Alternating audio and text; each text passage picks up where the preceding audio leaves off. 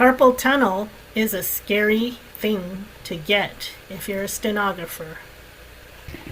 Today I'm going to talk about 5 ways to avoid carpal tunnel as a stenographer, even while being in the top 1% of highly productive workers in the industry.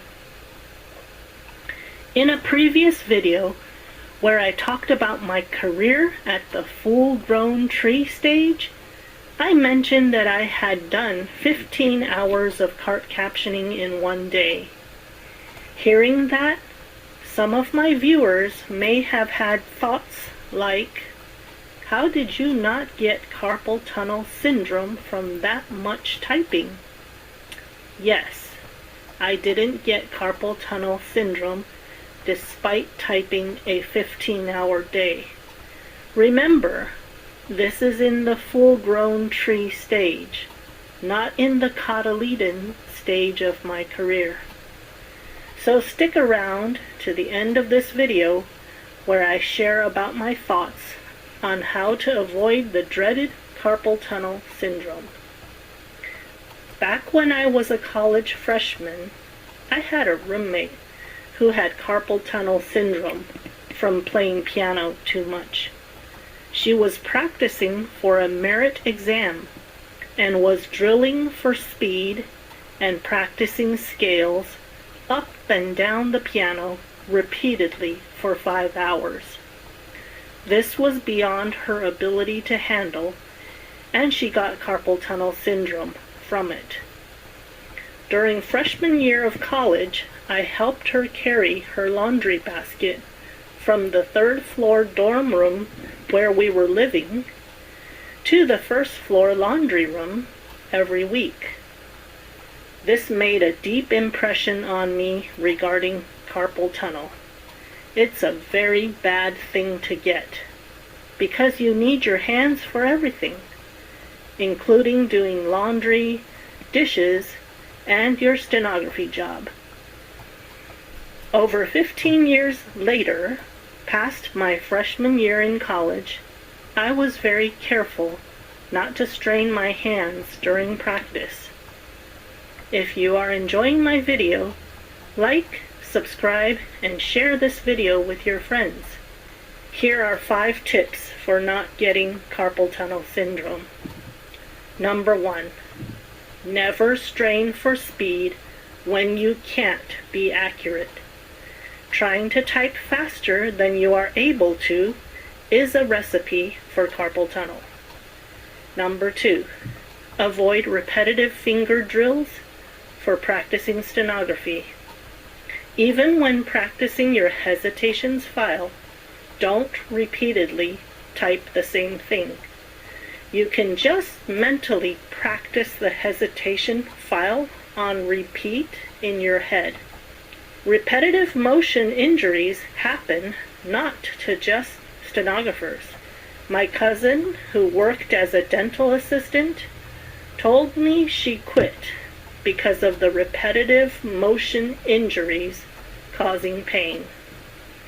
For this reason, I avoided any practice materials that had repetitive, alliterative strokes, for instance.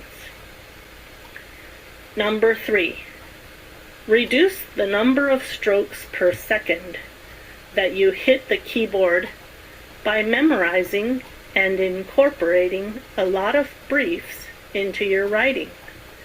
I have made 2 videos on how to achieve this. One is about memorizing briefs, and the second is how to incorporate them. Number 4, don't wear rings on your fingers, even your wedding ring. If guys hit on me, I'd just quickly say I'm married and explain why I can't wear a ring because I'm a stenographer, and the ring irritates a nerve and shoots pain all the way up to my shoulder.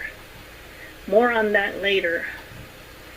Number 5, at the slightest hint of pain, take time off and rest from practice or work. During the 2 decades of my journey in stenography, I have seldom felt pain in my hands, but when I did, I made sure to rest. Using these 5 principles, I've never gotten carpal tunnel syndrome, knock on wood. My wedding ring finger went from size 5 on my wedding day to size 7 2 decades later, growing all the finger muscles for stenography. That's why it was impossible to wear a ring without pain, because my finger kept getting bigger and the ring size wasn't keeping up with my finger, thus pinching the nerves.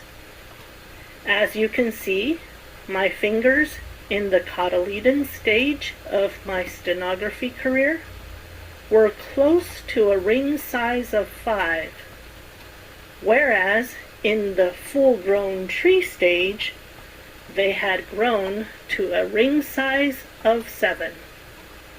That's when I could handle the 15-hour cart captioning in one day, at the ring size of 7.